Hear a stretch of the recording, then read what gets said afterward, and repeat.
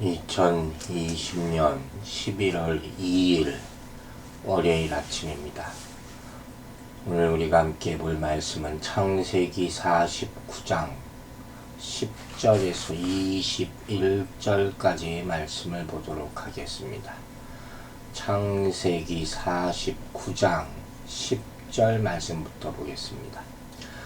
규가 유다를 떠나지 아니하며 통치자의 지팡이가 그 팔 사이에서 떠나지 아니하기를 실로가 오시기까지 이르리니 그에게 모든 백성이 복종하리로다. 자, 유다는 계속해서 이 축복의 말씀을 받게 됩니다. 유다는 통치자의 권위의 상징이라고 할 수 있죠. 바로 그것이 규와 지팡이입니다. 그것이 그를 떠나지 않을 것이라 하는 축복을 받는 것이죠. 즉 모든 지파의 지도자가 될 것이다. 표면적으로 볼 때, 역사적으로 볼 때 유다 지파의 후손인 다윗이 이스라엘의 왕이 된 것이 이 축복의 성취라고 볼 수가 있습니다. 그래서 실로라는 단어의 의미가 여러 가지로 해석됩니다. 네, 그 가운데 두 가지 해석이 가장 많은 지지를 받습니다. 하나는 이 실로라는 의미는 찬사가 그에게 올 때까지라고 해석하는 거예요. 이 해석은 외국으로부터 다른 나라부터 찬사가 주어지는 것은 유다 왕에 대한 그들의 복종을 나타내는 그런 의미죠. 또 모든 백성이 복종한다고 할 때 이스라엘 백성, 이스라엘 민족만을 말하는 것이 아니지 않겠습니까? 그래서 모든 민족의 백성으로부터 찬사를 받는다. 이런 의미를 해석하는 것이고, 또 한 가지는 실로를 통치자라는 의미로 해석하는 거예요. 그래서 그 통치자가 올 때까지 이렇게 번역하는 것이죠. 이것을 다윗의 장차올 다윗의 후손에게 적용하는 그런 의미로 해석한 것이에요. 즉 이 해석은 메시아가 올 때까지 왕국은 그의 것이고 열방은 그에게 다 복종할 것이다 하는 그런 의미입니다. 즉 이 말은 혈통적인 유다의 통치권이 끝나는 기간을 선포한 말임과 동시에 영적 유다 왕권의 통치권이 시작됨과 완성되는 시점을 예언한 엄청난 예언의 말씀이라고 하죠. 메시아에 관한 말씀이니까. 그에게 모든 백성이 복종한다 그랬거든요. 이스라엘 각 지파를 다 모아서 하나의 나라로 만들어 엄청난 뛰어난 통치력을 발휘했던 다윗을 통해서 표면적으로 성취된 것이고, 메시아가 와서 온 민족과 백성들이 복종할 것을 예언하는 그런 말씀이기도 한 것이 11절과 12절 보겠습니다. 그의 나귀를 포도나무에 매며 그의 암나귀 새끼를 아름다운 포도나무에 맬 것이며 또 그 옷을 포도주에 빨며 그의 복장을 포도즙에 빨리로다. 그의 눈은 포도주로 인하여 붉겠고 그의 이는 우유로 말미암아 희리로다. 자, 예언의 말씀, 축복의 말씀이 계속되는데 사실 이러한 말씀을 우리가 설교하거나 해석할 때 주의해야 될 필요가 있죠. 함부로 너무 상징적인 것을 강조할 하는 것을 삼가해야 된다 하는 것입니다. 자, 그의 나귀를 포도나무에 매며 그의 암나귀 새끼를 아름다운 포도나무에 맬 것이며, 일단 포도나무는 성경에서 풍성함을 의미합니다. 상징하죠. 그건 뭐 거의 틀림이 없습니다. 그 풍성함을 누린다 하는 거예요. 히브리인들은 보통 평화시에 나귀를 가지고 여행을 다닙니다. 짐도 넣고 타기도 하고 그렇죠. 평화의 상징. 예수님이 이렇게 타고 들어오시는 그때도 예루살렘 입성하실 때도 나귀를 타고 오셨죠. 그래서 그들에게 이 나귀라는 것은 평화를 상징하는 동물이에요. 근데 이 나귀는 되게 그냥 놓아두면 나무에 매어둡니다. 그런데 본절에서 보면 포도나무에 매어둔다. 포도나무는 굉장히 풍성함의 상징인데, 이건 무슨 소리냐면 장차 가나안 땅에는 포도나무가 아주 흔하게 돼서 나귀를 거기다 매어두게 될 정도가, 그냥 보통 평범한 나무가 그냥 돼버린다. 그 정도로 풍성하게 된다는 것이죠. 또 그 옷을 포도주에 빨며 그의 복장을 포도즙에 빨리로다. 이것도 풍성함을 소출하는 거죠. 즉 포도가 너무 풍부해서 포도주로 옷을 빨 수 있을 정도다. 어떤 이는 이걸 염색 산업에 대해서 언급한 것이다 말하기도 하지만, 그보다는 경제적으로 번영한 그런 상태에 대한 비유로 보는 것이 적절할 것입니다. 또 그의 눈은 포도주로 인하여 붉겠고 그의 이는 우유로 말미암아 희리로다. 자, 이것은 두 가지 보통 해석을 하는데, 한 가지는 아름다운 지도자의 모습을 뜻한다고 할 수 있습니다. 또 하나는 앞에와 마찬가지로 풍성한 소출을 뜻하는 표현일 수가 있습니다. 이처럼 이것이 가나안 땅에 대한 예언이라면 젖과 꿀이 흐르는 땅이라는 그런 표현이 있지 않습니까? 그것과 일맥상통한다고 볼 수가 있습니다. 유다가 다른 형제들의 찬송이 되고 다른 나라들의 후손이 그에게 경배한다는 말은 결국 그들로부터, 그 유다 자손으로부터 메시아가 오기 때문이죠. 다윗이 태어나고 영원한 왕이신 예수 그리스도께서 오신다 하는 것이에요. 그로 말미암아 그 때문에 모든 백성은 예수 그리스도 안에서 참된 부여와 풍성을 누리게 될 것입니다. 13절입니다. 스불론은 해변에 거주하리니 그곳은 뱀에는 해변이라 그의 경계가 시돈까지리로다. 자, 스불론에 대해서는 짧게 언급이 됩니다. 그들은 해변에 거하고 경계가 시돈까지라. 후에 스불론 지파는 직접적으로 해변에 거주하지는 않았지만 지중해와 갈릴리 바다 사이에 거주하게 되므로 이 예언이 이루어지는 것을 볼 수가 있습니다. 배에 매는 해면이라 좀 특별한 표현을 썼어요. 이스라엘의 해안선에는 자연적인 항구가 없어요. 그 당시 이스라엘 사람들에게는 바다는 하나의 경계에 불과했거든요.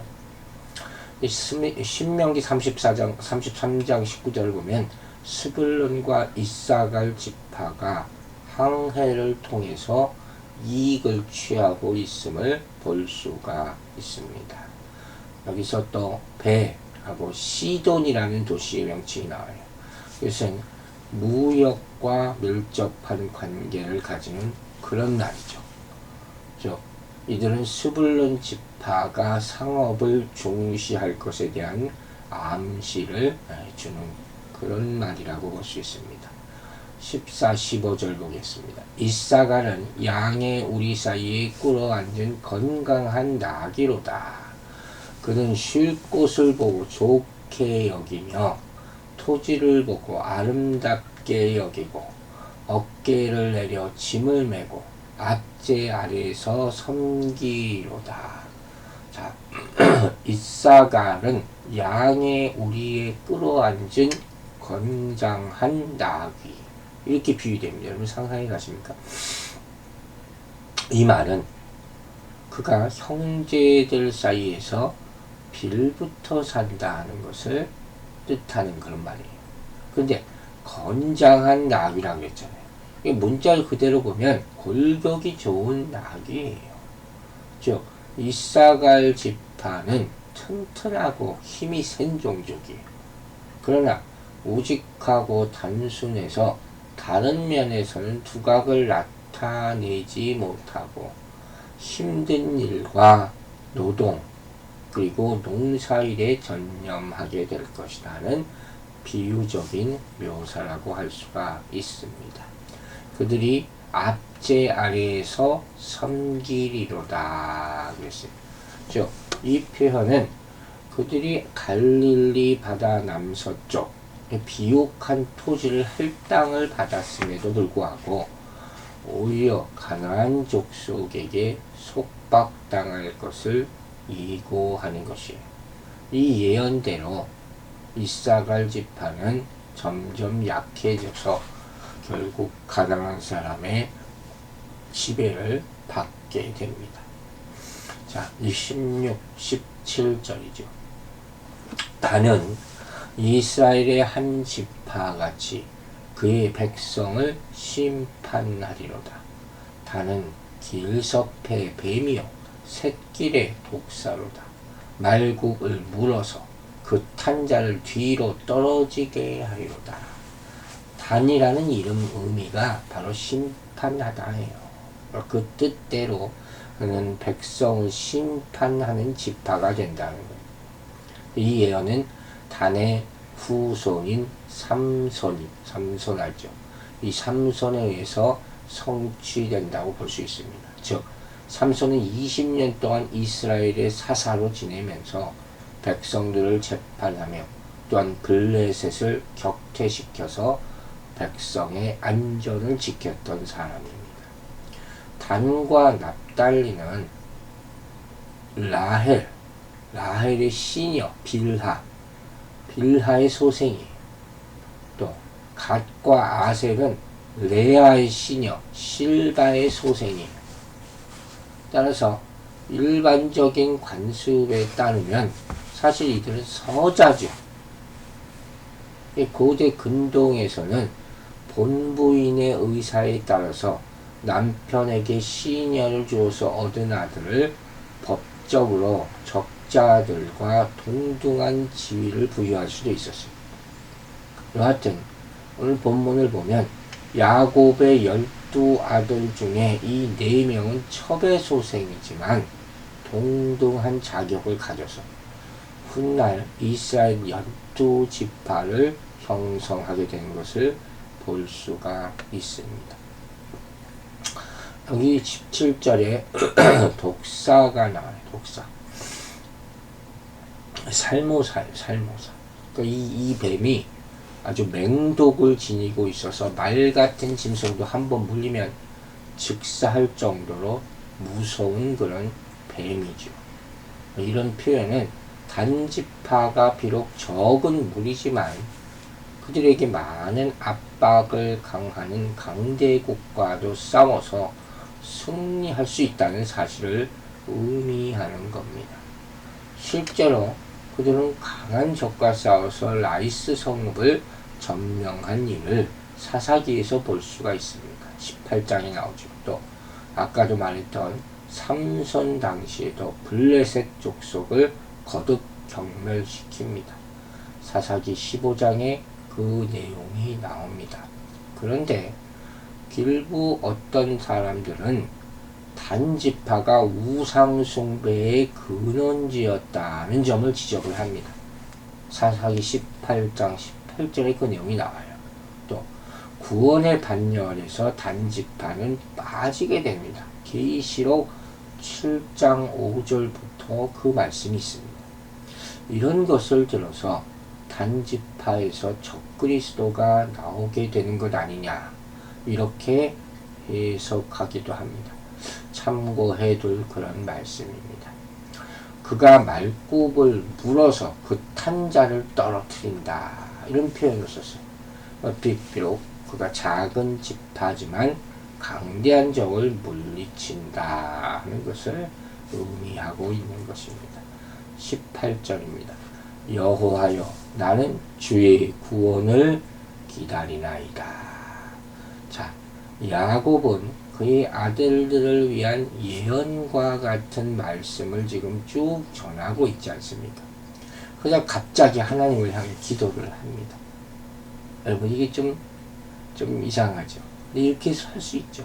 하나님의 말씀을 막 선포하는, 예언을 선포하는 중에 감정이 격해지는 거예요. 자기도 모르는 사이에 기도를 드리게 되는 거예요.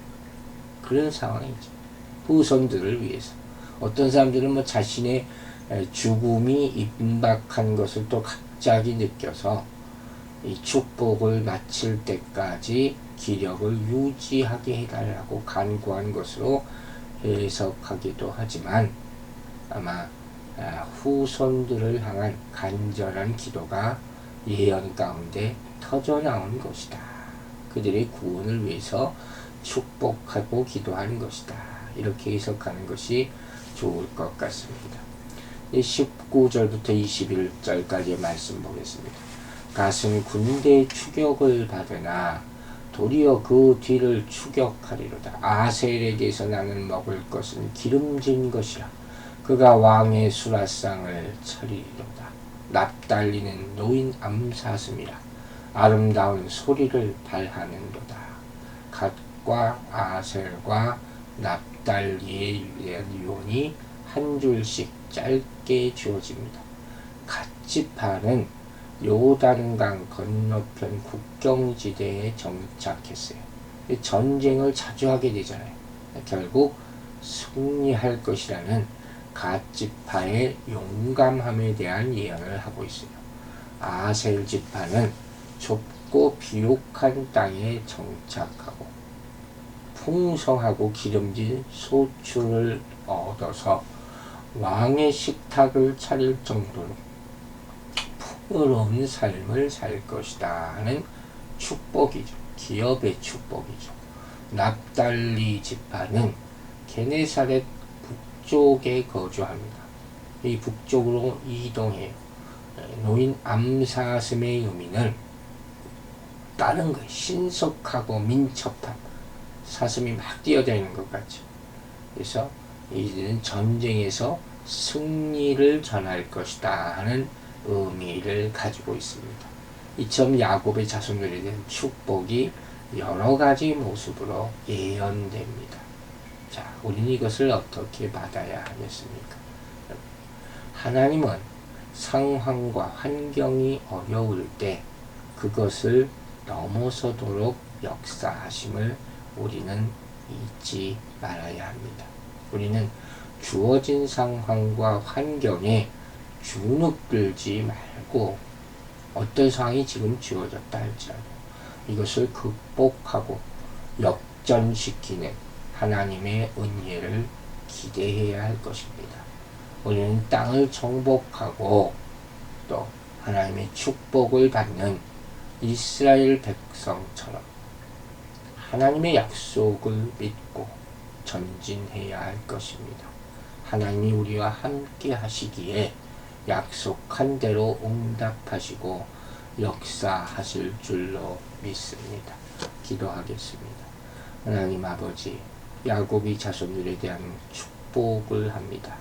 우리도 하나님이 약속하신 축복이 있습니다. 모든 것을 다 받아 누리게 도와주시옵소서. 그 예언 가운데 힘든 부분도 있습니다. 그러나 그 상황에 따라 잘 극복하게 하여 주시고 또 믿음으로 이겨낼 수 있도록 도와주시옵소서. 11월 달이 시작이 되었습니다. 이 한 달 동안 또 많은 일들이 있을 터인데 하나님의 말씀을 붙잡으며 하루하루 잘 견뎌내게 하여 주시고 또한 소망을 가지고 우리 믿음이 크게 성장하며 교회의 많은 축복을 보게 되는 그러한 시간들이 될 수 있도록 축복하여 주시옵소서. 감사드리며 예수 그리스도의 이름으로 기도했습니다. 아멘.